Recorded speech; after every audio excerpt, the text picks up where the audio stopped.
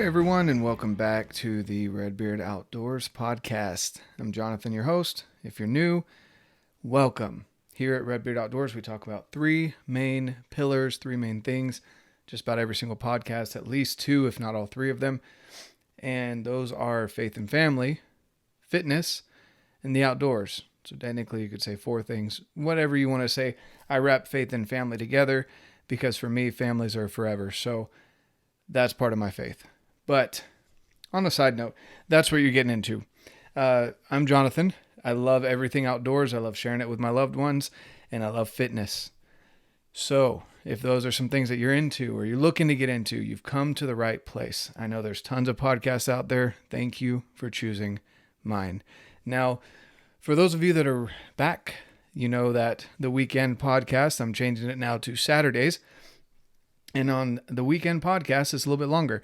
Have great conversations with amazing individuals that have either helped me on my journey, people that I've looked up to, or simply want to learn from. And today is no different. I have a buddy of mine whose name is Jake Arvold, and he is my connection over at Phorm headquarters. And he has helped me in my journey with Phorm, but also he loves the outdoors. Phorm Outdoors is something that is kind of a brainchild of his, and he is heading it on, and we're working together on that. He's got a couple of other people working on that as well, but he's the main go-to when you're on Phorm Outdoors Instagram page. So we'll get there in a minute. First, again, guys and girls, men and women, please share this with other people. If you get something out of this conversation, which I'm sure you will, share it with others. Leave a review and send me a screenshot of it in my email that I'll leave down below. redbeardoutdoors1@gmail.com, and I will send you something in the mail. Also, I leave links down below to companies that I work with. If you have a beard, no matter what length, you got to keep it moisturized. I love using Affect beard oils. Locally made here in Utah. No BS ingredients. Awesome stuff. Multiple different smells that you can choose from. Get the sample pack, see what you like. I've got a discount code down below for them, but make sure you're taking care of that beard. Also, Absolute Aid for CBD oil. It's helped me whenever I have those days that are a little bit more, I struggle a little bit more on my recovery, whatever it may be. My favorite one is the Recover formula, but they have multiple different ones for calm, relief, sleep, and just go check those guys out. Alpen Fuel, best backcountry meals. You can find them there. Or Heather's Choice for meals or Peak Refuel. Heather's Choice I love because all of their stuff is gluten-free. But alpenfuel.com, you can find all of those there. Save some money with my discount code and go get stocked up because we're about to start backpacking, guys. Backpacking, camping, and all of that now that spring is ramping up. For Alpen Fuel, they make the best granola I've ever had. So definitely have to go check that out. My personal favorite is the white chocolate cranberry, I think is the name of it. You guys go check out their different flavors, get one of each and try it out. Anything else down below that I've got, I just want to save you guys some money. So go check out. They're companies that I trust, I work with, I use, and I wouldn't recommend it if I hadn't already beat up on it or tried it. So that's enough of me talking about companies and awesome people that I work with. Without further ado, here is Jake Arvold. All right, we got a special treat today. We've got my personal Legionnaire coach that works with Phorm at headquarters. He also started the Phorm Outdoors page on Instagram, which is really how I got involved with Phorm in general. But we've got Jake Arvold here. Jake, give us a little introduction about who you are and just kind of Jake in a nutshell. Not from State Farm, but Jake from Phorm. No, I wear the blue jeans, right? Dude, we got some ideas. We're gonna be doing some skit stuff with that, so kind of playing off of that. But no, dude, I appreciate you having me on the show and everything. It's been awesome getting to know you, another brother in the archery field and just the outdoors in general. Little on me, it's like it's weird because I don't like necessarily talking about myself a lot in different areas and that, but I'm a pretty simple guy. I moved down here to St. Louis about 3 years ago. I'm originally from central Wisconsin, about an hour in from Minneapolis, Minnesota. I feel like that's where most people know. But grew up on a cattle farm, dirt roads, pretty, I would say it was country. I had a lot of friends and family members think my dad was pretty crazy because, I was 8 years old out running the skid loader, driving the dump truck around, picking up hay bales and everything. And growing up on the farm, cutting wood, like had a really, really good upbringing. I would say I'm very blessed to have had the upbringing that I had. And especially having a dad, grandfathers, just grandparents in general. I can't leave my grandmas out because they dealt with more more stuff than most grandmas would ask for. But grew up in the Midwest there, been really here my entire life. My dad actually, a funny thing that kind of led into the outdoor piece. I was homeschooled literally all the way up, and all the way up to college. And I would always find my way into playing off of mom and dad. And mom would be like, you got to get your homework done. And be like, well, dad needs my help up at the shop, right? Because we had the farm, we farm corn, soybeans, all that. And be like, it's like, oh, all right, sounds good. I go up to dad and he's like, do you get your homework done? And I was like, yeah, mom. Well, yeah, mom said come up and I could help you. So I played that back and forth. I was not a school guy any way, shape, or form there. But I loved hunting, fishing, everything about it. That was my happy place. I found it the other day. I actually have a notebook where I totally sketched out like the back 40 of our farm, where I have every single deer trail, every single watering hole, everything put in there. And this is like when I was 10 years old. And it's just, I wish I would have been smart enough to put the date on the pages of like when this actually was, but I have like all my different ideas and plots and that. But long story short, I mean, that's where I grew up. We raised beef cattle. Oh man, up until I was probably, I want to say 11 or 12. And then we ended up, dad one day decided we're selling the beef cattle. We ended up getting all elk, raising elk. From there, we had the Elk Rock Ranch in Midwest Wisconsin there. Years passed, we started Elk Rock Ranch Outfitters up in northern Wisconsin.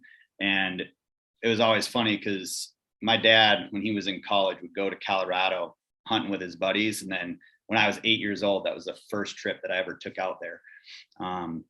And from there, it was always like, why do you go all the way up to Colorado when you got them in your backyard? And it's the experience overall, right? Like there were many years where we'd go out and we wouldn't get anything. You'd pack in, you'd hike, do all that stuff.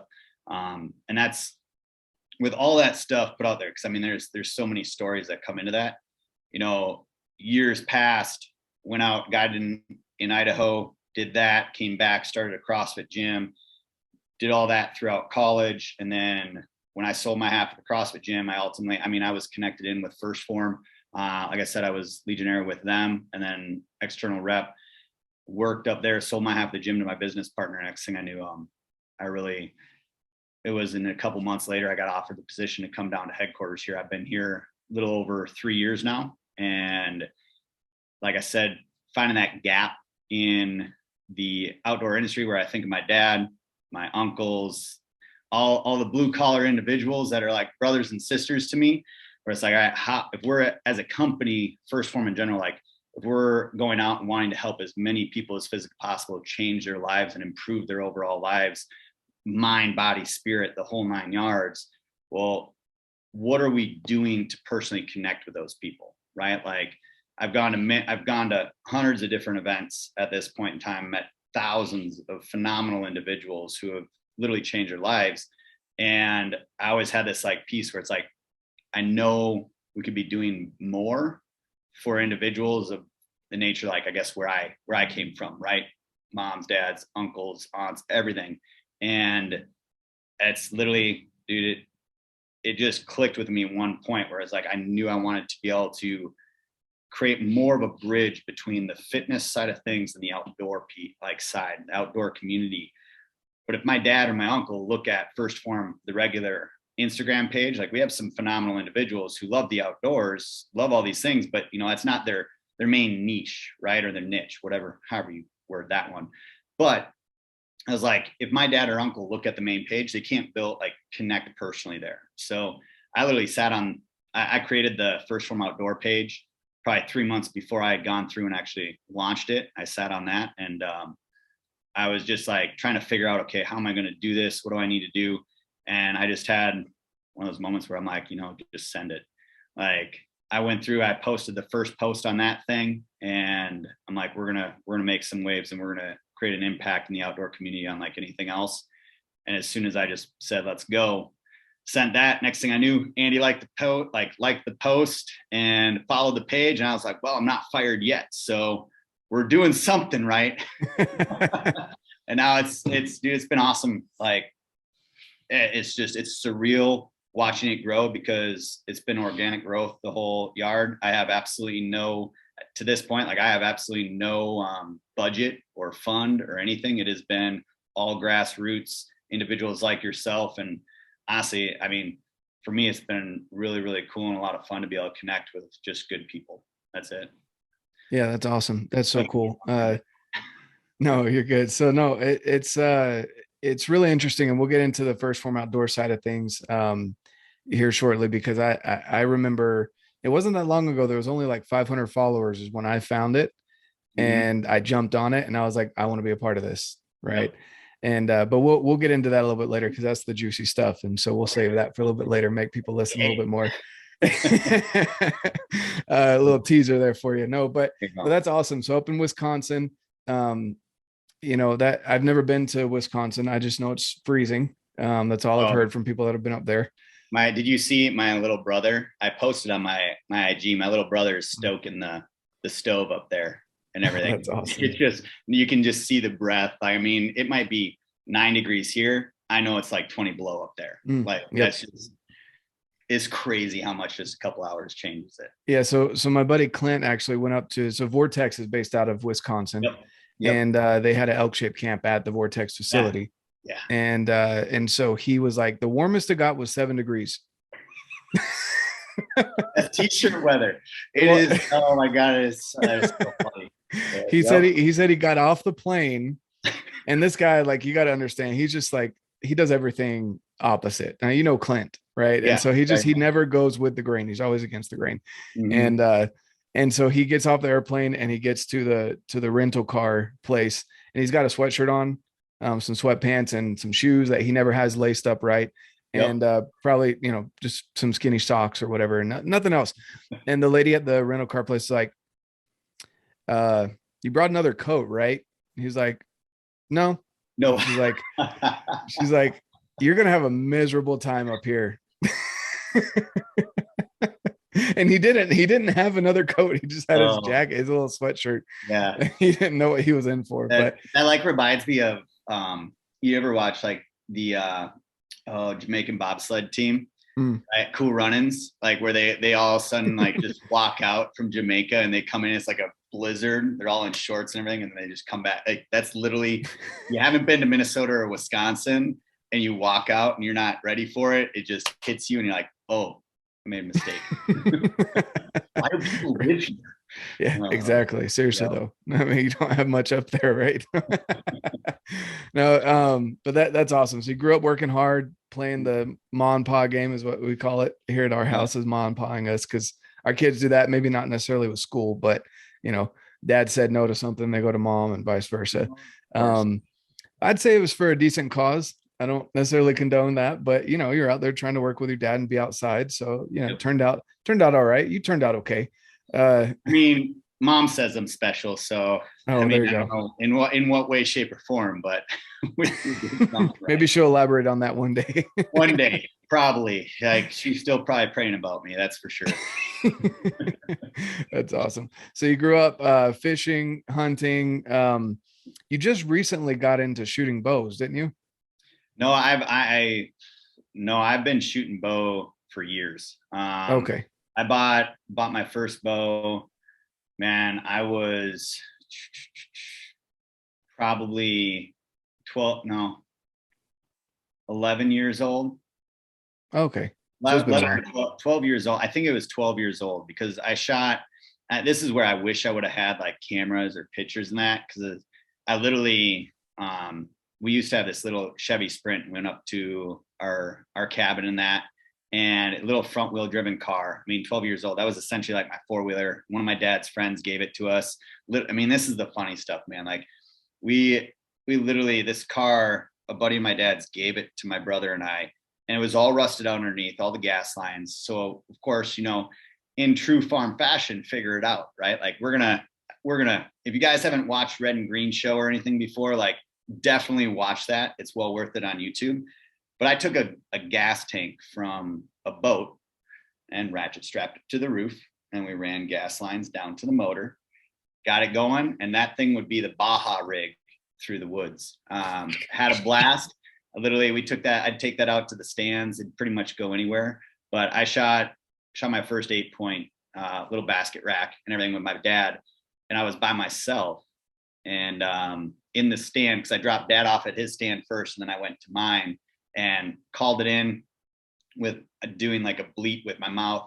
I ended up shooting it, and dude, I mean, that's, you know, those first jitters you have. I'll never forget that moment in my life. I was shaking like a leaf, and I literally got out of the stand so quick.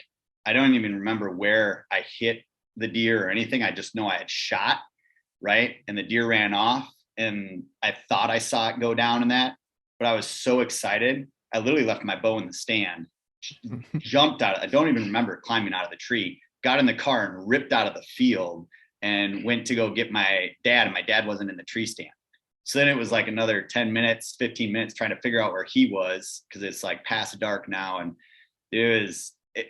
I've been bow hunting for a good little minute and everything, but been adventures, that's for sure. That's awesome. That's really cool. And I can't imagine that first time. You know, you were 11, you said, right?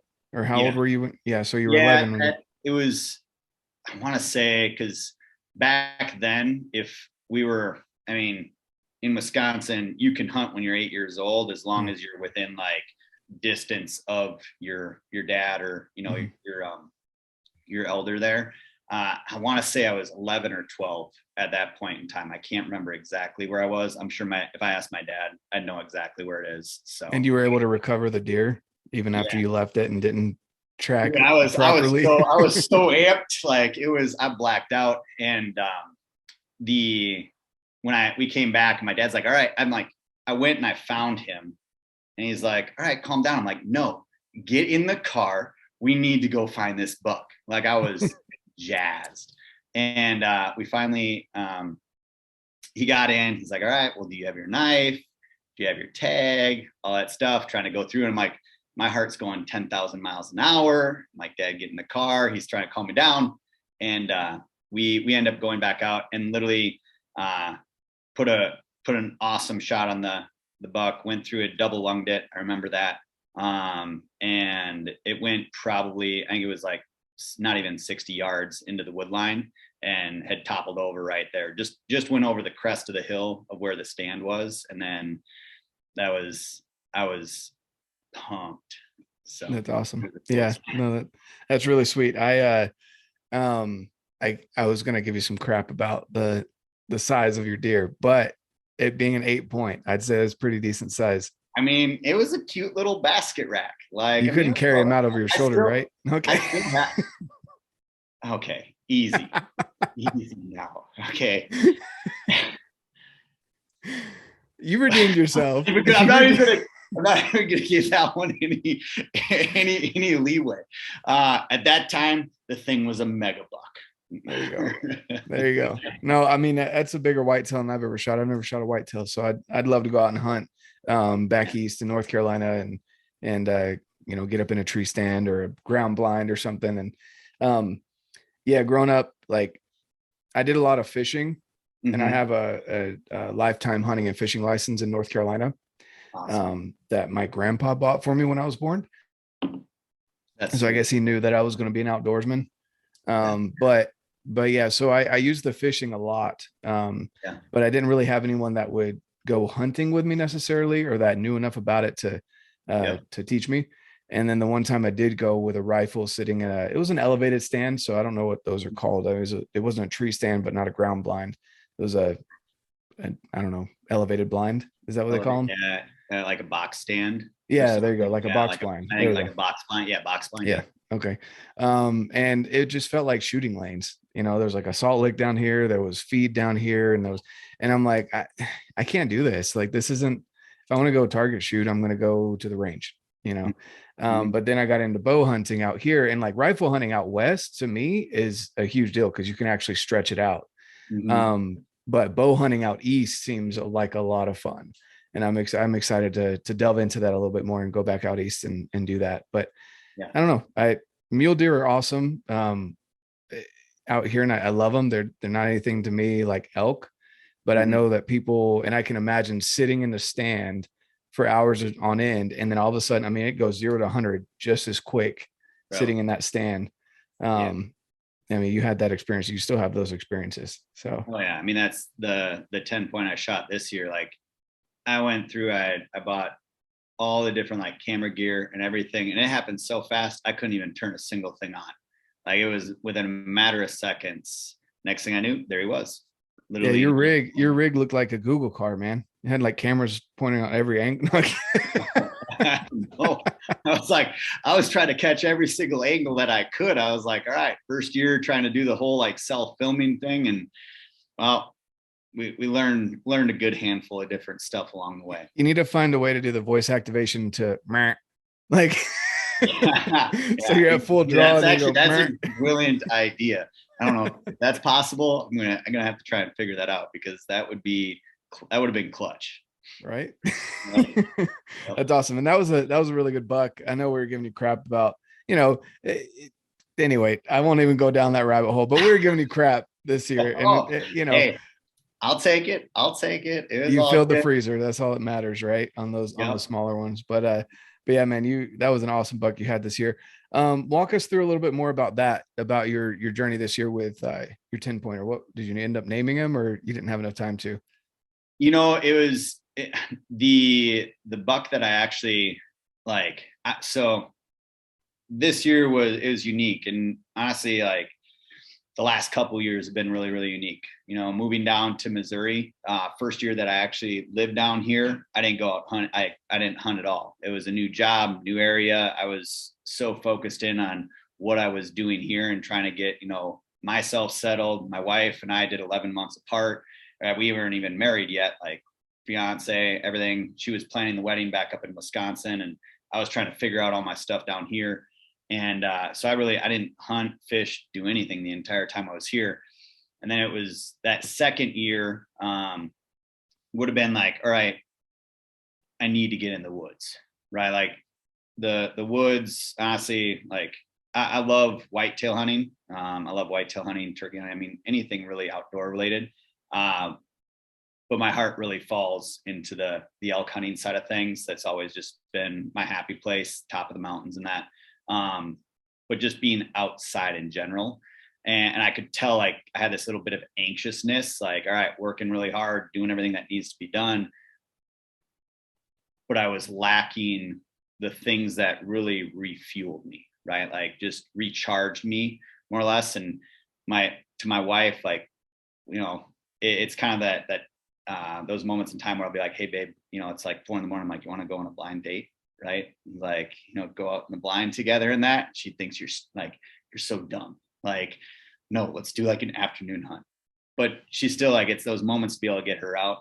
And I started going out and hunting, but that first year, it's my first time ever doing public land hunting. And honestly, like in the beginning, it was, I don't want to say it's stressful, but it gave me a huge perspective of what a lot of people who are not used to hunting could struggle with, right? And fear of breaking the law, fear of trespassing, of all these different scenarios that could go on. And really that was another factor that played into the whole First Phorm Outdoors piece to it, is like, all right, I want to have a piece to where I'm someone who's pretty well versed in all of it, to be able to go give back to that and help showcase those different experiences, right? And allow to get more people outdoors, more people to experience more of the outdoors.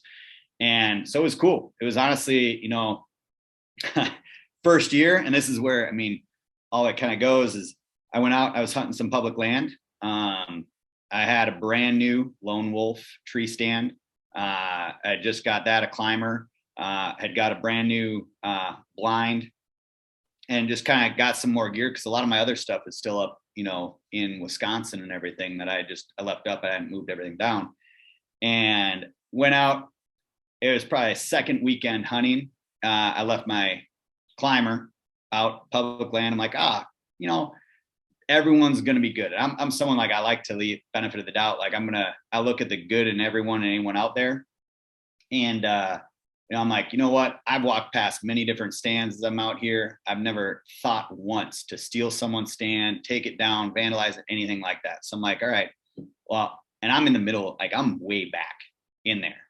I set this thing straight flat to the bottom of the ground. I kind of hide it a little bit, right? And I walk out and it pours rain the next day. So I didn't go out for a few days. And then the next time I walk back in there, it's gone. And I'm like, I am dumbfounded. I'm like looking around, like, am I losing my mind? I'm like, where did this thing go? And then I found the rope, the tow rope and everything up. And I was like, they literally took the tow rope off and took the stand out of the woods. And I'm like, I wasn't even mad. Like there was part of me, I'm like, I was so surprised that it happened. I was kind of like in shock. And then as I'm going, I'm like, well, I guess I'm just still hunting from here on out kind of thing. Like gonna go through, I found an old cedar tree and everything. And I just climbed my little, happy ass up in that thing and just did it the old school way of doing it. But I kept thinking in the back of my head, I'm like, you know what? I hope they need it more than I did. Same thing. My wife, bless her heart, she's like, I told you shouldn't have left it out there. And I was like, okay, you're right. I get it. But again, that was another piece to where it's like, okay, why, right? As outdoorsmen, men and women alike, like, do we have to do better, right? We have to do better at respecting people's property. If, I think of someone, if that would have been my first time in the woods, right? Dude, that would have ruined the entire hunting experience for me. Right. And that's what ultimately, there's so many different layers and facets to the whole first Phorm outdoor piece, but it's like creating a better outdoor community starts with us as individuals being better outdoorsmen. So that was kind of the first step where things kind of happened and started branching that out. I got out into the woods more, did that. Our stand was stolen. I literally, for the rest of the season, I just climbed trees. I literally would go through, I'd climb trees and I'd pop down in that. And then it led into the second year. I actually found some more land to where I could go hunt. I actually got on a draw hunt for like a specialty zone and everything here outside of St. Louis. Cause again, this is the first time I've ever public hunted before. It was always, I used to have farms or friends of family, like a lot of different land to be able to use. So now I had to like figure out where can I go and where am I not in someone's backyard kind of thing, right? And being very respectful in that. And it's been cool because even at like the trailheads, you go in the morning and I'd be like, you see someone in the morning and most of them are like kind of keeping to themselves and all that stuff. I'd walk up and be like, hey man, how's it going? I'm that guy, right? Like shake their hands, like, what's your name? John, I'm Jake. And it's like, well, what direction are you going? Because it's like, I don't want to go whatever way you're going. Like, where do you want to go? Like, is it your first time? Like, how long you been hunting? He's like, well, I'm going over this way. It's all right. Well, I'll go that way. I don't care. I just like getting out in the woods, even if he's heading the same way that I was going to go. Right there. I met last year. There was at least six individuals that it was their first time ever out hunting. And I actually would go through, I said, hey, I know you're heading that way, but honestly, like, I was going to go right over here, and I show them on my little map and everything where I'm at, pull up the app. And I said, if you go right into here, this is where they like to go through and run. And I'd try to go through and push them over to that zone. I'm like, I've shot a good handful of different big bucks, and I'll go in a different direction. If I could get you on one, awesome. Right. So that was my experience last year. And then when I got into this new zone, there is a mega buck out there. I call him Hammer. Like, every single time he walked through the woods, like it was hammer time. And I'm like, I am going to get you. I saw him a total of 4 different occasions. And I swear, like, he'd be here. So then I'd move to be in a better position there. And then he'd be over here. And I'm like, you're too smart for me. or I'm just really, really dumb. Right. So we would play this hopscotch game back and forth. And literally and this is something like a lot of people don't know, but the buck that I ended up getting, it was 2 days before the end of the season for me to be able, or for that zone's season. Right. So I had, like, if I wanted to get one in this zone, I needed to make it happen like this weekend. And I was like, all right, if I find a couple bucks, because I had seen a couple others that came through, and I let some, like a decent 9 and another shorter racked 10 walk, because there, and I don't know if you see like my Instagram, but there I had like the rubs and everything, and that like hammer had that entire ridge just paneled, like that was his zone. And so I sat down, I was in a good position, I knew where he was coming from in between, like him from his bedding to feeding and everything in the morning. And it was just a matter of at what point of this ridge does he cross over, right? And it just so happens this buck, it was late rut, and ended up coming out chasing a doe out of nowhere, and it was split second. It wasn't hammer, and I hadn't seen this buck before, and I don't know how far he had traveled, so I didn't name him. But as soon as I shot that buck, I sat there good 20 minutes, let it go, and I kind of watch it all happen. Guess who walks across the top of the ridge? Right after I just let the arrow go at 83 yards. Okay, and I like, of course, I wanted to just get a better look at him, but the buck I shot, like, literally would fit inside and is half the height of hammer. Like, he is a giant, and I'm gonna get him. Like, he's out there. I don't care if I can draw the zone again. I'm gonna do everything I can to get back in there, because I know where he's at, what he's doing, and we'll see. So I'm coming for you. That's awesome. That's awesome. Yeah, it's I haven't quite got to that point in my hunting career to where, I can have a specific animal pinpointed, right? Like, I don't have that under my belt. I just want it one with elk. I want to kill a bull. I haven't killed a bull yet. Dude, you've been close though, man. I know. I know I'm over here in Wisconsin, but like, you going out every single weekend and that, I'm like, this guy, like, I can't wait. I'm just waiting for the text and the call of like, hey, bull down. Like, I was. And you'll come help me pack it out, right? All the way from Missouri. Yeah. Yes. Like, I would be tickled to death for that. That's awesome. Yeah. That's my goal for this year is I'm just staying in Utah. And because of, finishing up school, getting some financial goals knocked out, et cetera, et cetera. And so I'm going to stick in Utah for most of my hunts. I might go do antelope with my kids up in Wyoming, but next year and the year after, I'm planning on doing some out of state hunts and getting some mega bulls down. But anyway, off of that and back to this, that's awesome that you were so patient. First of all, that you let some walk. I'm not to that point where I can just let, like, if it's got antlers, it's down, It's down. Right. Yep. And so that's kind of where I'm at, but I think that's so cool. I think that's awesome. And I was really happy that you were able to get that buck down, even though it might not have been the buck that you wanted. Right. And of course he teased you at 83 yards, which I don't, dude.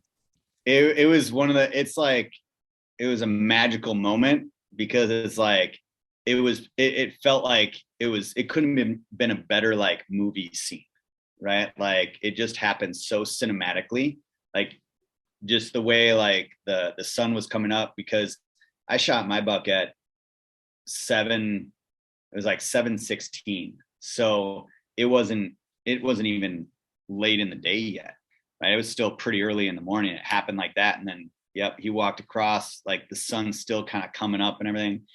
It was pretty cool. That's awesome. That's so cool. And I mean, there's a reason why he's gotten to the age he has. Yeah. 100%. He 100%. knows what he's doing. And 83 yards, I mean, maybe correct me on this, but 83 yards through the trees is probably not a feasible shot, right? Like, he was just out of your range, probably. Yeah. At that point with that kind of buck, like, I'm very confident to take a buck at 60 yards at that point. And it's like where I was, my stand is, I'm butted right up next to a cedar, like a cedar hollow and everything there. And then the ridge behind me is all hardwoods, right? So can I shoot out to 80? Sure. Am I going to shoot at a buck like that at 80? Probably not. Like that's just something like, for me, I want to know that I'm going to have a good solid shot on a buck like that. And honestly, just any animal. Cause it's, I would feel horrible going through and wounding something like that. Yeah, exactly. And that's the thing. Like a lot of people talk about this too. It's really interesting to me to hear people get upset about these long range shots, right? Like attack and stuff like that, where you're shooting past 100 yards with your bow. And like for me, and I love the people that do it responsibly, right? Like I'm not going out and looking for deer past 60. Like I'm looking for them, but I'm not going to be shooting past 60 yards. And I set myself like that hard stop, because you can get into situations like yours where you're like, well, I didn't really set a hard stop. And like I nail targets at 80 yards every day. He's only at 83 yards. Like I could totally do this. I'm dialed in. And like you start convincing yourself while you're there. And I love that you mentioned that you wouldn't go past 60 because you don't want to wound the animal. Well, that you think about it, like I look at those kind of shots, and I've had, even shots at 60, right? That it's one little thing there, like one little thing goes wrong. Next thing you know, you wound the animal, or, it's, you miss the animal, like wherever it's at. Like, man, it could be as small. And I've missed a couple phenomenal bucks because of a twig that's the size of a pencil is sticking across a lane that you don't even know is there. Right. So within that 60 yards, like you're going to be a lot more capable of doing it. I love the fact that you like mentioned like tack, or, I think of tack and shooting that kind of range, and I can see where there's like controversy in that and just people not kind of understanding. But I mean, even just looking at individuals like Cam, right? Like going out shooting 100+ yards, like I love it, because imagine if you're accurate at 100 yards, right? And you can make that happen, dude. 60 yards is nothing, right? How much better is your confidence at that range? So I think it's awesome. Yeah, exactly. And that's the thing too, is like, that's why I said responsibly, because there's people that want to make it look cool, and they want to say, oh, I shot a deer at XYZ yardage. And, that's the other thing. One of the main reasons why I got into archery over rifle is because I love that close experience. It's harder. You have to be more physical. You have to be paying attention to your movement, what they can see, what they can hear, and what they can smell. You have to have at least two of those in your favor, or you're done, and so getting in really close is definitely hard, but for me it's a lot more rewarding. And I love that too, that you're talking about twigs and anything that could be in the way. You just never know. You really don't. And so for me, something, and I've told this story, I don't know how, like once or twice, and I think we've talked about it, but I didn't just have a twig in the way. I had a freaking log for my spike. Those kind of jump out of nowhere, don't they? I know, right? I know. Oh my goodness. No, but so, I was holding that full draw, and I seriously, I went back and watched the video. I don't know how many times. It was almost 2 full minutes that I was at full draw. And like, you think about it, it doesn't seem like a ton. And I'd been practicing for that. Like I'd practice the 1 minute hold and then start your process. And like, I'd incorporated all that, but I didn't think about the ranging portion of it. And so I had ranged him when he was frontal on me at 30 yards. And then this little spike walks down, and they're such big animals. Like I guess my eyes were playing tricks on me, whatever. But like, I thought he'd gone straight horizontal, but he'd gone horizontal and down 15 yards. And so, I had the 30 pin on him. I was like between the 30, 35 ish area. And, I shot, and all I heard was that log. The elk bolted. And I went over and had a buddy of mine stand in the spot where the elk was, 45 yards. I'm like, and I know my 40 pin was on the log, right? Cause like I had to thread it just over the log to hit the vitals where I wanted. And so it's just crazy. All the different factors that can play, the twigs, the logs that just jump out of nowhere.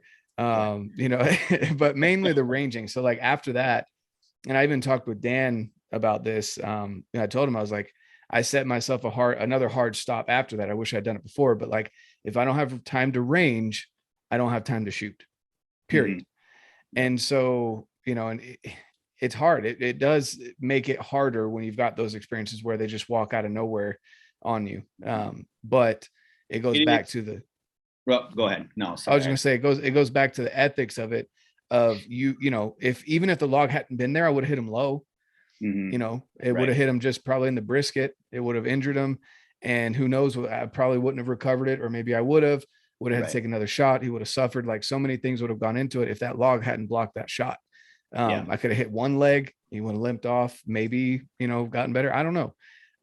But it definitely plays the ethics of it play a huge role. It does. No, I agree with that, having like those hard stops and kind of knowing where your boundaries are there. And this is something that it's funny because I haven't really talked about this before, but just kind of talking about that brought it up. Is, you know, when I first started shooting my first bow and everything, my dad said, one, he made me, because we had like the round bales on the farm, right? And that's like what my backstop was. Dad wasn't buying me a target. I had a hay bale, right? So my target was, you know, essentially like a paper plate. And I had to be able to go through and put 8 arrows in that paper plate before he allowed me to go out and hunt, right? At the yardage.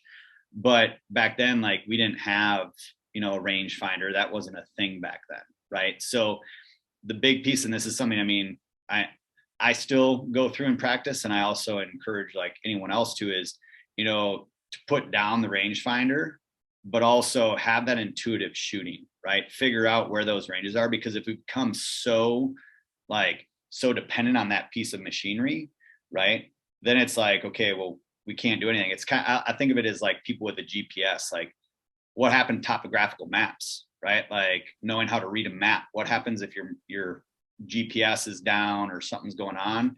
So I think there is a lot of value in, okay, yes, maybe go through, double check with the rangefinder, but like, that's something where it's like, all right, that's 20 yards, take a shot. Was it 20? Cool. 30 yards, take a shot, range it, like, practice that, figuring out that range overall. That's something that's always, dad made me do it back in the day. And it's something that's stuck with me for a long time. And I guess I do it without even talking about it, but I could see where that's something that a lot of people become very dependent on the rangefinders. Yeah, no, I agree with that. And I definitely, I started doing that as well. After the season, incorporating that into my training, you know, kind of guessing yardages. And I think I kind of screwed myself over because I have a third size elk target. And so the size difference is, even in that Oh, spike, like, it's so drastic. It yeah. looked like, you know, about the size of my third size elk target, but Mm-hmm. it was obviously further back because it looked smaller, you know. And Right. so Yeah. just things like that, you know, just gotta pay attention to it. And that's another thing that I love about archery. Like, with rifles, and I'm looking at, I'd love to get a nicer rifle and go on some nicer hunts with a rifle eventually.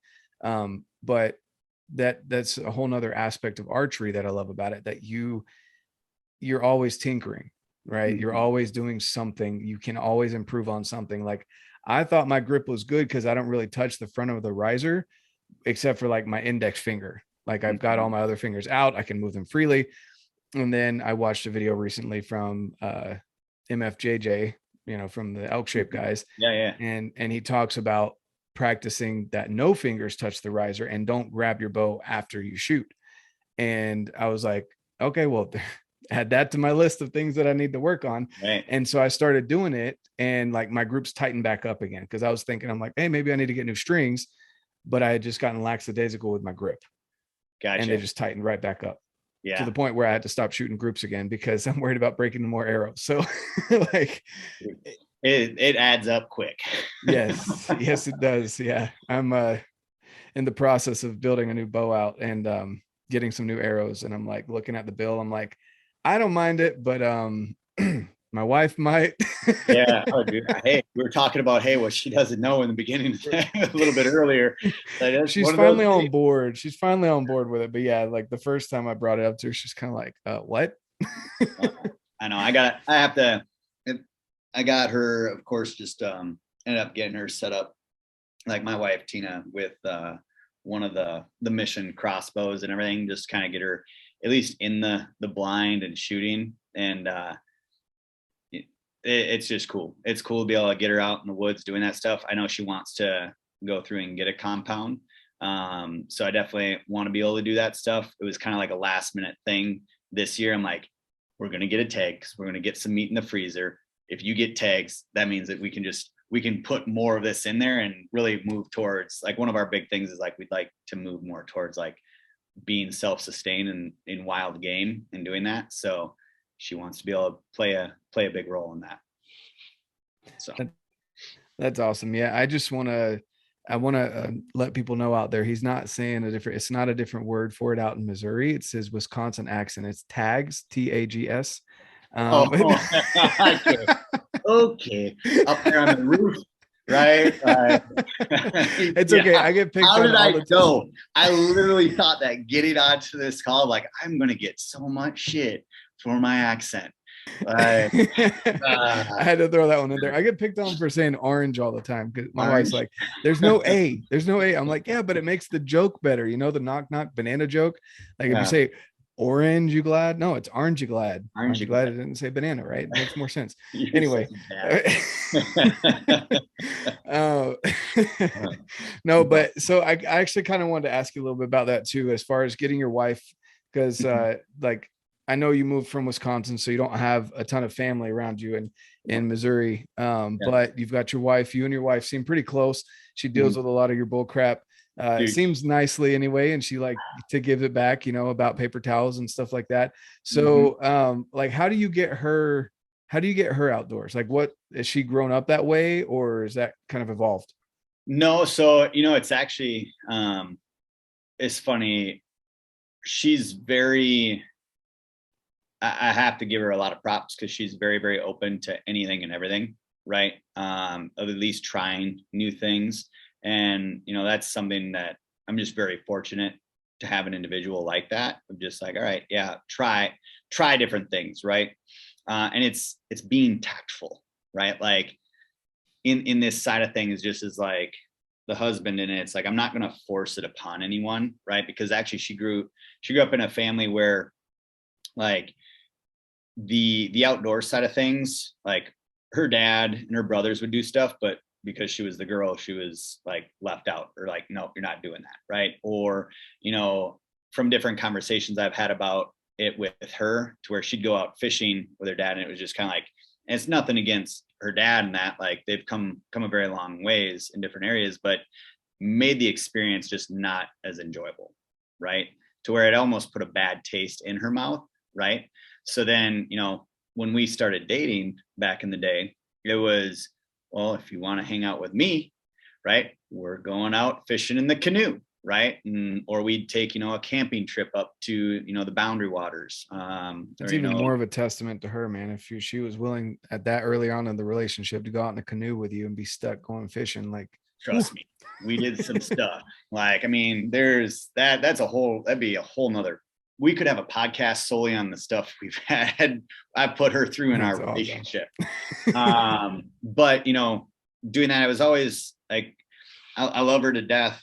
And, she's been a huge supporter in what I've gone through and done. And it really is a testament, because there is a very big backstory to where, when we first got together, she took a job in Florida. And I told her if she wouldn't take this job, because it was like her dream job, I said, if you don't take the job, I'm breaking up with you. And this is about 6 months into us being together, right? And because I was the only reason she was staying back. She wouldn't say it, but it was the truth, right? And I said, like, in my mind, I'm thinking, well, if I wasn't here, she would take her dream job, right? So I just removed myself from the equation. I said, I'm breaking up with you if you don't take the job. You take the job, figure it out. We'll do long distance. I got the gym. We're doing all this stuff. And this is all before First Phorm or any of these things. And did that. And then when I was offered the job to First Phorm, right? Like she did that whole thing, came back. But when I was offered the job at first Phorm, had a conversation. I said, so you'll never guess what happened. You got to understand, like we had literally just bought a house, like this duplex that I was renovating, gutting all out. And from there, she had that. I just proposed to her. We had just signed on a wedding venue area. Said, yeah, I got offered a job down at headquarters, right? And they want me there in 3 months. She's like, oh, well, I guess you're taking the job or I'm breaking up with you. Oh, Like, you, right? So it totally flipped this piece. And she's always been one to where it's like her love language is very much quality time, right? And being able to do those things. So, and she knows that the outdoors is a big piece for me. So in that quality time, and this isn't saying I don't do things with her, but she, like going out, when I joke about like blind dates, she doesn't necessarily go out there to go shoot a deer or do those things, but more or less to be able to have that experience with me and just be able to share those moments and memories overall. I'm super pumped because I can't wait for her to get the first deer, because I know how much of like that'll just hook her in even more into that experience, because you really don't know how to express that until you've experienced it, right? And that's, for her, it's been just one little thing after another of not forcing it upon her, but hey, if you want to come, I'd love to have you, right? And that's where it was the joke with like the blind date side of things. Or, you know, she loves camping and doing that stuff. Like, so camping leads into camping and fishing leads into camping and hunting, and like it's just one little thing after another. I will say she's been very lenient on my extensive hunting gear collection, right? So, which is probably going to grow even more soon, right? yeah, well, yeah. Hey, I mean, you gotta put it out there. I'm like, babe, I need this. This is like business side of things. This is doing it. Like I said, it's I mean, even with the first Phorm outdoor piece, like it has been there. I don't have a budget for it, which is the cool piece. Like I'm not doing this to where it's like, oh, I'm trying to get stuff to have all that stuff paid for. Like I just love doing it. I'm like, well, this just gives me more an excuse now to go through and get these different things so I can do what I love to do there, and honestly bring more and more people into it. Dude, I had Sean, who's another coach here at headquarters. I literally just gave him my old bow. He literally gave him my old bow. We tinkered with it, shot it this weekend. We're going to go get it like sighted in and actually sized to him and everything, works some things, but perfect bow for him to start with, right? And gave him some arrows, got the sight, got the rest, everything there. And he just started shooting and he's hooked. Like that's doing that stuff and being able to pass those kind of things on. It makes me smile. So he did shoot. He said he talked to me the next day after he shot it, because he took videos, put it on his Instagram of him shooting his target. He's like, yeah, I already lost an arrow. Said, I don't know where I heard it hit the fence. I don't know where it went. I'm like, oh, good. It's probably in the neighbor's house. like, all right, backstop. Like, at least there's a fence there. So, well, hopefully that's a mystery arrow we'll probably find in a few months. If you heard the dog stop barking, like I don't. All right. Well, you didn't get it from me. That's all I know. I don't know I never heard of this guy in my life. right. That's awesome, man. Well, that's so cool. You know what? And that's a big thing with, my brand is getting the family involved. Dude. So family and fitness, the outdoors, and family, faith, fitness, and the outdoors are my big three things. And incorporating all three of those things for me makes for a happy life. And you don't even have to go as far as in depth as to like whitewater rafting and 3 or 4 days camping, or like you just get outside every day with your family, go to the park, go run around, go play soccer, do something, soak up some sun rays. That's what you need. Right. Amazing. And what some fresh air will do for people. Right. It's awesome. Now, I don't know about that, because here in Woods Cross, we don't really get fresh air. It kind of sucks, but like when it's cold enough here, it's pretty fresh. Right. Yeah, that's the problem. Like, especially this time of year when it's cold, like it pushes all that the heavier air of the smog down into this bowl that we're sitting in. Really? And it gets so nasty. Yeah, the inversion is just terrible around this time of year.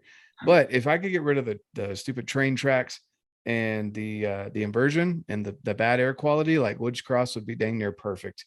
Yeah, that's You know, awesome. I might want to have a bigger yard, but other than that, you know, but yeah, I totally agree with you, man. It's awesome to get family outside, and the fact that she didn't grow up that way, it Mm, sucks that she had that experience growing up. And like I've tried to avoid that with my daughters. Almost, I don't push them, but like my daughter, you know, when I've gotten my turkeys, she's like, hey, can I help pluck the feathers? And she's, you know, she's 5. And yep, so, you know, I show them, we cut open the gizzard and I showed them what's in the gizzard, like how, with the different parts and stuff like yep, that. I made my boys, when they went out antelope hunting with me this year, they helped me clean the animal, yeah. so they could see where it all came from. It doesn't just magically appear in the freezer. Um, Right. Which, I mean, that's a lot of people think that, right? Like, I think that's a big part of the educational piece, and I see that, you know, we see it more now. You know, as just, I feel like the outdoor community is growing and it's becoming more aware. Is like, you know, we're not just a bunch of people out there just shooting stuff, right? yep, Like, there's very much a bigger reason behind it, and to be able to go through and share and show, okay, the experience of it, but then also where does this go, right? Like, how it goes through, and ultimately you're able to utilize it for your families, feed your families, right? You know, that's, I think, a big piece when it comes to trying to bridge that gap between people who don't hunt, yep. right? Sharing that stuff. Yeah, no, definitely. And so just kind of, you know, going towards the first form outdoor side of things here in this conversation, I really appreciate the fact that, you know, and I'm big into hunting. I'm not a huge fisherman. I like to, whenever I have the chance, like when we're camping in the summer, I like fishing. But my big thing is like I can shoot my bow every day, right? So that's a big part of who I am. But it does incorporate, you know, the fishing, hiking, backpacking, just being fit for the outdoors, all of that into that branch, that page, and this part of first form, Yep. that I think is key. Because like what you were saying, where if you were a brand new hunter and someone stole your tree stand, you would think that all hunters were that way. Exactly. You know, if you're out here out west and you go to a trailhead and someone whips in behind you and runs up in front of you and cuts you off and takes the spot that you were going to go to, like, you know, instead of like you and me, where we're like, okay, cool, I'll go to the other part of the mountain or the Mhm. other part of the woods, or I'll go buy a new tree stand, and not leave it out this time. You know, just instead of that, you know, that's what our experience is. There's a lot of first timers that don't have that. Like Tina, your wife, she's got you that has all this experience, and you can teach her what it is to be an ethical hunter, what it Mhm. is to enjoy being outside. She has you. And I had a really good mentor, my best friend Brent, who, Yeah.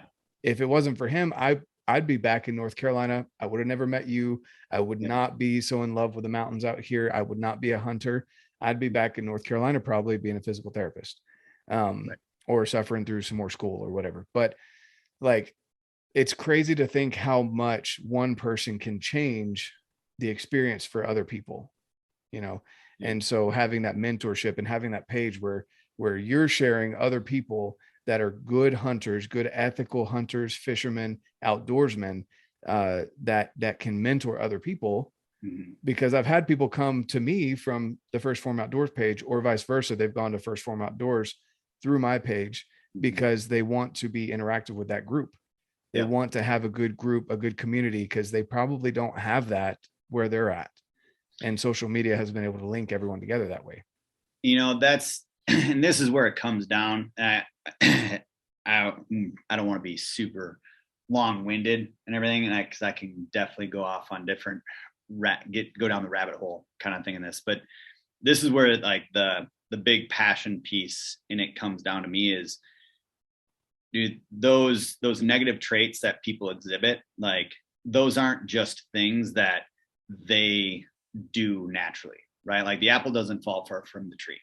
And it literally comes down to where these are learned traits. These are things that they've, like you said, you've had a great mentor who went through, showed you how to do it right, right? I'm very fortunate and blessed the ability to have grandparents like mine and my dad, mom, to go through and be those role models there, right? Leave it better than you found it, right? Go through and actually, you know, take care of your neighbor in that sense. Like there's a lot of different morals and things that I feel like we've kind of lost, not just in the hunting community, but as a society in a whole. But, you know, when I look at this page, and that's why it's never been about, I want to go out and just sell stuff.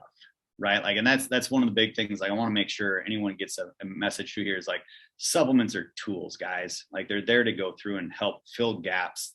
That's it. Right. Like, wherever you're going, whatever you're doing, that's what it is. Like the entire page, the First Phorm outdoor community and what we're doing and where we're going, like it is based around being someone who is leading by example. And it doesn't matter where your age is, right? Because you might be introducing people who are older than you to the outdoors. You might have individuals that are younger than you. So you think about the generations before you and the generations of you behind you, it solely comes down to leading by example for all of those individuals, because people are watching, right? How are you entering the woods at the trailhead, right? How are you leaving your campsite? I can't tell you how many times, like every single time I walk through the woods, I'll find beer cans, soda cans, I'll find garbage or trash, like or water bottles filled with pee. Water bottles, right? Like think about it. It's like, dude, okay, one, and this is where, again, it comes down to leading by example is, now you're no better than the individual that left the water bottle there if you leave the water bottle there, because you might not have been the one who left it there, but as far as I know, if you left it, right, you were the one who actually put it there, right? So leaving it better than you found it comes down to making sure we're going through and setting that example. And it doesn't just come into hunting, right? Like that page and that community, like, and I have it just kind of like within there, it's hunting, fishing, camping, off-road, all things encompassing the outdoors, to where, dude, if we want to be able to have these lands for generations to come, we can go all the way in like conservation and all these different things and the stories that are there. If we want to be able to have those things, we have to go through and lead by example and teach the generations that are coming up how to treat those things, how to take care of them, right? Because if we don't do it, they will learn from someone else who probably doesn't do it the right way, right? And you can't, and that's where that the individual who stole the tree stand, you know what? I'm not mad at them, right? That's where I was. I hope they needed it more than I did, but I look at it as like, that wasn't something that they just did maliciously. Like that was a trait that was learned by either the individuals who brought them out to their stand, or maybe they had a bad experience with someone else who stole their stand. So they're like, all right, well, I'm going to get this guy back. Right? Like that is where it has to be a cultural shift, right? I look at this to where really when Andy and Sal, and we talk about First Phorm in general, like back when First Phorm started, like they saw a gap in the fitness industry where the introduction of social media became a thing. Well, the fitness industry became a very vain place, right? To where it was back in the day, it was Lou Ferrigno, Arnold, all these bodybuilders and people like you, your competitors were your best friends, right? So we had that time. And then all of a sudden social media came and it was like, hey, look at me. I'm the best. No one else matters. Screw that guy, right? Like became a very vain place, to where honestly, I see it in the outdoor community. I see that within the social media side of things, to where it's like, hey, it's me, or I'm trying to, sell the next person the next thing, right? Well, I want to abolish all of that shit. And I mean, excuse my language. I don't know where we're at on that side of things. I'm trying to hold myself back in that You're piece, good. but like, that's the stuff that I see it. And like, people are trying to make a quick buck and use social media in the wrong way. And that's where First Phorm Outdoors, like that whole piece is based around community of individuals who want to enjoy the outdoors, but also want to make sure that it's still here for the generations to come afterwards, right? And that's, you look at that and leading by example, right? And the whole message behind experience more, right? Like if you lead and live a healthier, more fit, active lifestyle, right? Like not only are you going to be able to get outdoors, right? But you're going to be able to experience more of what that outdoors has to offer, right? You're going to be able to pack further back into the mountains. I have friends and family and individuals who, we'll go out on a deer drive. The next thing I know, one individual's just, deep breath. He's like, hey, just go on without me. right? Like that was one of my grandfathers back in the day. It's like, no, you guys just keep going on without, like, go on without me. I'll stay here, right? I'll get them if they circle back. Well, how many more years could have I had with my grandpas, right? If, 5, maybe 10, if we would have been focusing on healthy diet, nutrition, physical activity, all those different things, right? And it doesn't take much, right? Like it's small little lifestyle changes and things to happen. So it's not only getting out and experiencing more of the outdoors, right? I have friends right now. I said, I'll take you out on an elk hunt. I will literally take you out and do that if you get physically fit enough to do it, because guess what? I'm not carrying you back out of the mountain. You might be able to get there and you'll hate every single second of it, right? You'll doubt yourself. You'll wonder why you did this. Like, thought this would be funner. It is a heck of a lot of fun. There is nothing like going out and being in the backcountry and waking as dawn just breaks and you got bulls screaming all around you, right? Like nothing like it. But you won't, like, you haven't earned that ability if you don't go through and take care of yourself, right? And if we can make those tweaks, okay, we can experience those things. Same thing goes for camping, going on a hike, going to camp, climb a mountain, right? Do those different fun things. Go on a walk with your kids. Well, it all allows us to experience more there, to where then I look at the generational heritage thing. And this is where I feel like it's really gone wrong, in the sense of like, we have to pass the outdoor heritage down. I don't disagree with that. But why just pass it down, right? Like if we can lead and live more of that healthy, active, fit lifestyle, like instead of passing it down, let's stick around, right? Stick around to experience more of that outdoor heritage. I would love another, and this is like the selfish piece of me in the whole thing. Like, and I'm totally okay with it, is like, I love both my grandfathers. The one taught me how to fly fish. Like I'd literally sit out there and he'd make me, before he'd ever take me in the boat, he said I had to be able to land that fly in the tire that he set out in his backyard, right? And I'd sit there for hours just getting so frustrated and pissed off at this little fly, right? He would go through, we'd fish the river and we'd do all that stuff growing up. Loved him to death. My other grandfather, he's the one gave me my first buck knife, first time ever going to deer camp with the guys, all that stuff. Like if I could have 5-10 more years with them now, dude, these stories and everything we could have. And I mean, there's so many stories with both of them this far, but the amount of impact and respect, and hindsight's always 2020, to where that's where it's like, if we want to see a generational change, that starts with us.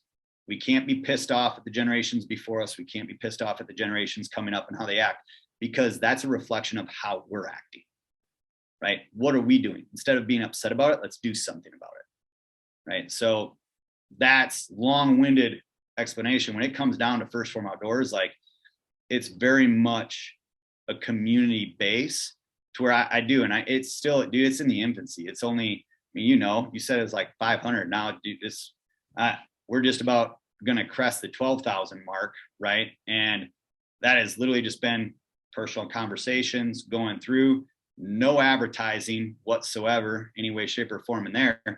It's just good people coming together, sharing more of the community and getting out there. And that's where I look forward to being able to go, hey, we're going to go hike Camelback Mountain, right? We're going to go do this event, or we're going to go do, we're going to go Baja and the, the dunes or whatnot. And there's so many different things we can do. What's that? In your little Chevy Sprint. Yeah. I mean, there's that too, right? So I don't know. Like it's a lot of fun. Community is the biggest piece to it. And I just, there's so much that can be done. No, I agree 100%. And that's a huge reason why I saw that potential, because I won't lie, I kind of steer away from, and I did in the past, following fitness pages, just because I didn't like the vanity side of things. Right. And then I found the First Phorm Outdoors page and I was like, this is something that I want to get behind. And I jumped on it, and then, became a Legionnaire, and I love it. I love the community. I love everything. I love how it was an interview process. Like I can't think of any other company that I've worked with as an ambassador, whatever you want to call it, where it was literally like a 3 or 4 step interview process. It was like, I mean, it's a job. And so I love that it was that detailed.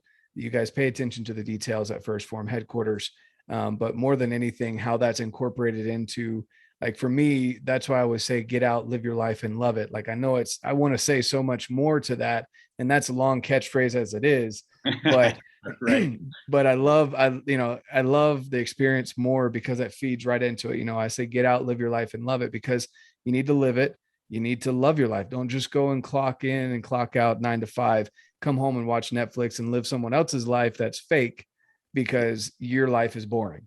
If you're honest with yourself, it's boring. You're not growing in your job. You're not growing personally. You're not growing in your family and your relationships, and you're not hitting what you want to hit. So you go and you watch The Rock do his progression over the last 20 years and see how he's gone from the WWE to where he is now. And that's what you wish you had, but you really don't, because you're not doing anything. Right. And so people need to experience more, like what you've put as the phrase for First Phorm Outdoors. It's so much more than just like what you're saying, camping, hunting, hiking, fishing. It's just experiencing more of your loved ones, Right. whether that's blood relatives or friends that you consider family, because they're just so tight knit with you. It's amazing. It's some of the best conversations that people will ever have are literally around the campfire, right? Like, maybe ones we can't even have on a platform like this, right? Like, yep. There's a lot of great conversations, a lot of great memories and relationships that are formed that way. And it doesn't, like, you think about that, it's like, it's people of all ethnic backgrounds, colors, shapes, sizes. Like, it doesn't matter. We're all outdoorsmen. We're all individuals who have a mutual respect for what it is we love to do. And we have a mutual obligation to make sure that we're going through and teaching others how to go through and respect the things that we have too.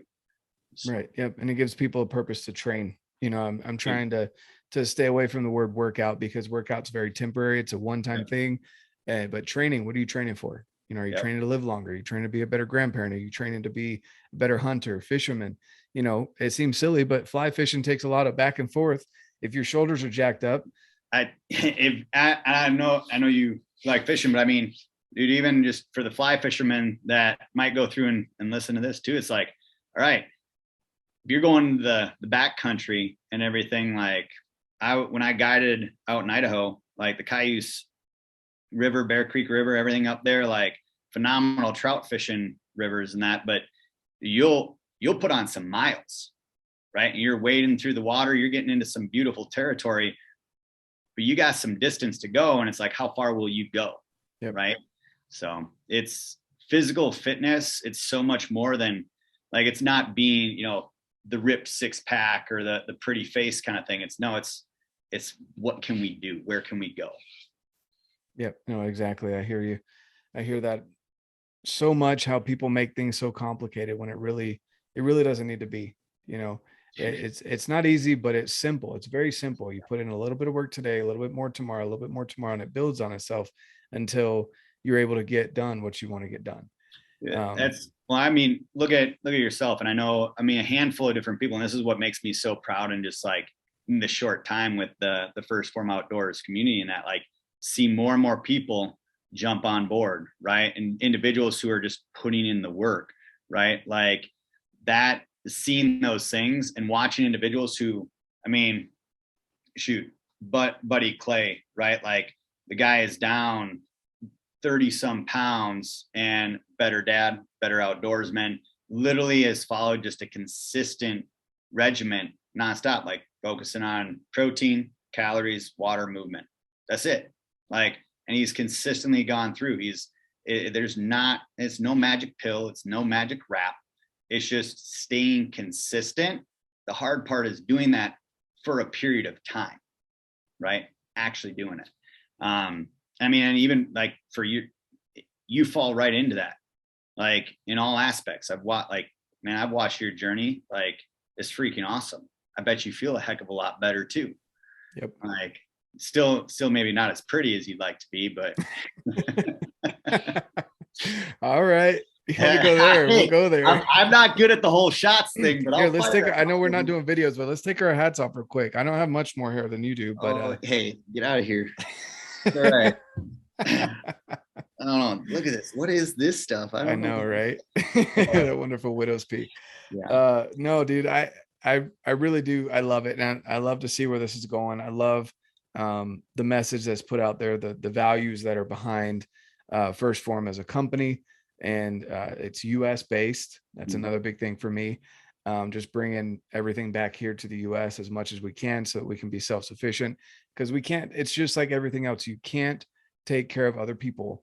And yes, I agree that we are like the big brother of the world. We really are. We kind of, Mhm. and a lot of people may not like that idea, but if we don't recharge our own batteries and we can't take care of ourselves, we can't help other people that actually need that help.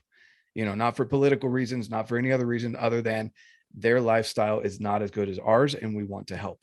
And if we can't do that here, it's hard to be able to reach out. And it applies to our lives. Like if my battery is drained as a dad, you as a husband, as a coworker, whatever, if you're drained, you can't give your best self, even when you want to.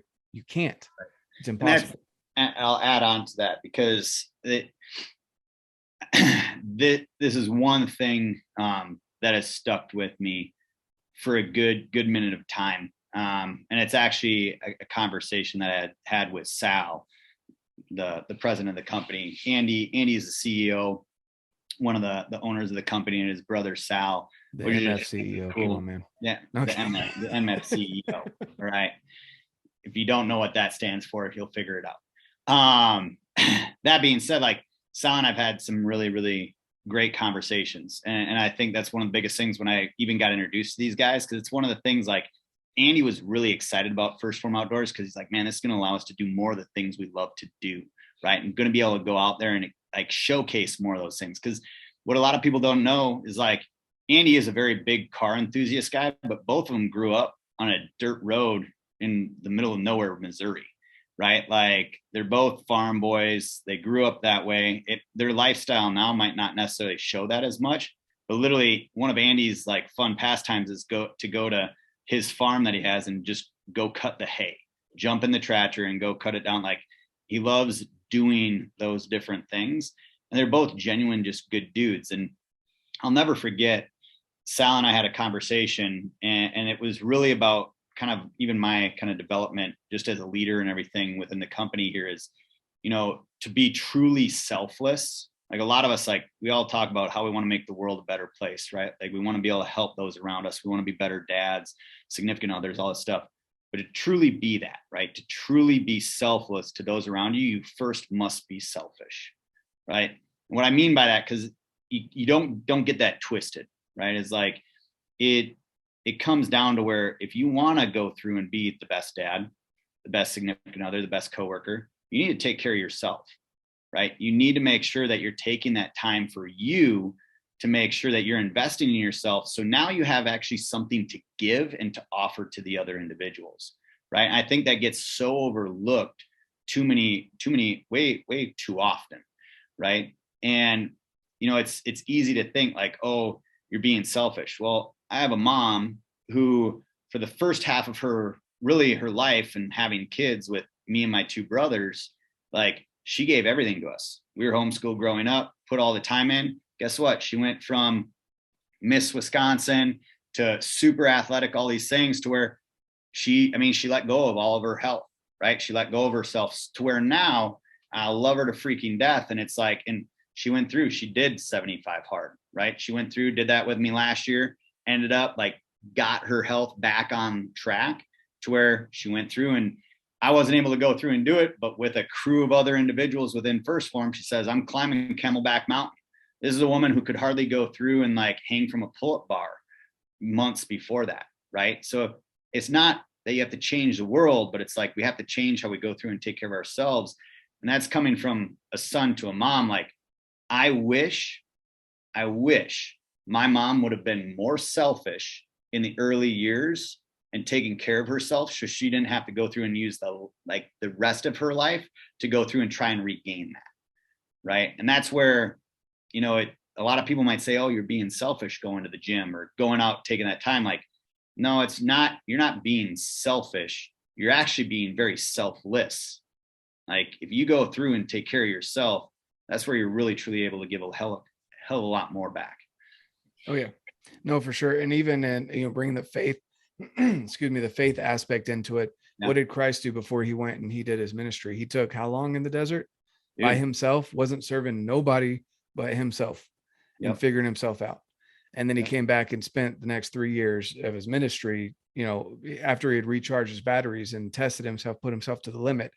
And I agree with that 100%, because with kids, they see what you do. They know when I'm out hunting. They know when I'm working. They know that when they wake up in the morning, if I'm not in the house, like, they may ask for me because they, maybe my daughter wants snuggles or whatever, but she knows that I'm at the gym. And I tell her that, like, if I leave and she's kind of waking up when I'm leaving, I'm like, hey, just go back to sleep. Like, daddy's got to go to the gym. Well, why do you need to go? I'm like, well, because I need to be strong for you. Right. And that's what I tell her. And then, my son brings up the squatting the other day. He was like, hey, it's like dad squatting or whatever, so it's becoming ingrained in them. And they notice what happens. They notice that like my youngest son, he's got no filter. He used to call me fat. Right. And like, I used to be like, well, whatever, but it's true. I was fat. Like, I couldn't get offended by it. He was just saying for what it was, and now my daughter hugs me, and she's totally her mom's daughter here. And I'm going to call my wife out on this, but she'll see me sitting there in a t-shirt, and she'll come over and like poke my bicep, and she's like, ooh, muscles. And I'm like, and this is my 5-year-old daughter, so I got to watch out for her. Right. But I love it. But nope. But like, they notice things like that, right? They notice that you're bringing home meat when you go hunting, fishing, whatever it is. And so anyway, I love what you're doing with First Phorm Outdoors. I'm doing everything I can to contribute to it and provide that value as well on my end, because this message needs to get out there.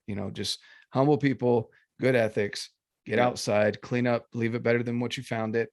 And if everyone did that, like, the world would be a better place, period. Dude.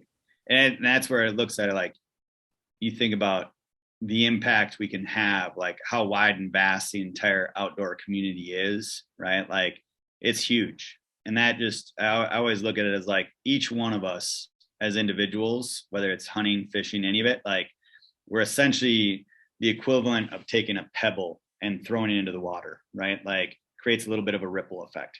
Well, if all of us come together and row the boat in the same direction, come together and essentially create a boulder, imagine the impact that creates and the ripple effect that can have, right? So, don't ever think about, oh, well, this doesn't matter, right? That's where we've gotten to where we are today. It's like, it doesn't matter, put it off. Like, it's little stuff, right? But if we all come together and we're all creating those little ripple effects, right, that's where we ultimately go through. Next thing we know, we've created a tsunami wave, right? That's going to go through and do some really, really, really, really cool and impactful things within the entire community, and honestly within our entire country. And that's something I wholeheartedly believe. Definitely. Well, I don't want to keep you too much longer. And I appreciate everything that you've shared today. I have so many other questions. We're going to have to do more podcasts. Yeah. Well, we can get maybe a little bit more specific. I feel like I was like, well, this was just kind of an intro to who's Jake and First Phorm Outdoors and all that. So we're definitely going to have to do more podcasts as this thing grows. And I appreciate your time. Thanks for being on here. And if people want to find you, where can they find you at? Yeah. Really can find me at Instagram is going to be Jake from First Phorm. It's not Jake from State Farm, right? Wear the blue jeans, but Jake from First Phorm there. Also, Jake from First Phorm on TikTok. I have that. That was a newer thing that I ultimately went through, created there. And that's really, those are the two platforms on that side of things. You guys, anyone, you ever need anything, questions, conversations, anything like that, don't ever hesitate to go through, reach out there. Can also reach on the First Phorm Outdoors Instagram as well. I go through and manage and handle all of that as well. So happy to help any way we can. That's awesome. Yeah. And thanks for sharing that. And then also, of course, First Form Outdoors. So it's one STPH Yep. Yep. for Form. So one STPHORM Outdoors. And go check out that page and get in on. I know this podcast is going to post after we get done with these 8 weeks Yep. challenge, but there's going to be challenges. You can get linked up with people, whether it be in the comments or other challenges that are coming up in the future, people that are in your area that can get Yep. outside with you guys. And so you can build that community all across the nation and even more than that as we get bigger. So Yeah. anyway, thanks for being on, man. And thanks you guys for listening. Hope you guys have an amazing day. And as I always say, get out, live your life, and love it. All right. I hope you enjoyed that as much as I enjoyed having the conversation. Jake is just an awesome individual. He has had an awesome journey up to this point, and he's helped me on mine, but also he's just a great friend. So go check out First Form Outdoors Instagram page, and also go check out Jake on his Instagram, his personal Instagram page. And again, if you guys are interested, I'd love to have you on RedBeard's Fit Crew. You don't have to have a RedBeard. I know that's an ongoing joke. I've gotten that so many times. You don't have to have a RedBeard to be in RedBeard's Fit Crew. I'm RedBeard, so it's my Fit Crew. And I love having everyone in that group. I'm going to be a lot better at posting on there coming forward now that I'm finishing up my MBA this Sunday. Finally done with school. But enough on that. Hope you guys, again, go check out the links down below of all the companies that I work with, products that I use personally. Again, everything from beard oil to CBD bites to backpacking food, amazing backpacking food, and also, of course, First Form for any protein supplements that you may need, proteins, vitamins, fish oils. You can go check them out, First Form Outdoors. firstform.com. And then, of course, First Form Outdoors is just amazing. So, love you guys. Hope you have an awesome weekend. Enjoy your family time. Enjoy time with loved ones. And, of course, go soak up the sun rays if you've got them. Spring is coming in hot, hopefully. We don't get any more snow. We probably will. We're in Utah. But go enjoy spring, guys, and get stocked up. Get ready to go out and enjoy summer as well. So, as I always say, guys, get out, live your life, and love it.